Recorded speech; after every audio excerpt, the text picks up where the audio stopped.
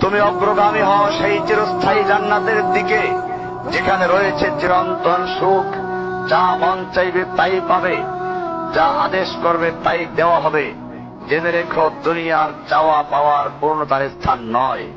দুনিয়ার চাওয়া পাওয়ার পূর্ণতার স্থান নয়। দুনিয়ার চাওয়া পাওয়ার পূর্ণতার স্থান নয়। জান্নাতি হচ্ছে এমন জায়গা যা তোমার সব আকাঙ্ক্ষাকে পূর্ণ করে দেওয়া হবে। চির কিশোর সেবকগণ, চির যৌবনা সঙ্গিনীগণ, ফল মূল গোস্ত দুধের মধুর শরাবের নহর, উত্তম বাসস্থান ও বিছানা, চির আরাম, চির যৌবন, চির সুখ, অসংখ্য নেয়ামতের মাঝে সবচেয়ে বড় নেয়ামত হবে তুমি আল্লাহকে দেখবে।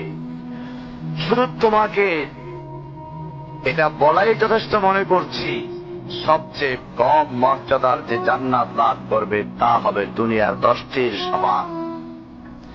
সুতরাং হে মুসলিম, হে ভাই, আল্লাহ তোমার প্রতি রহম করুন।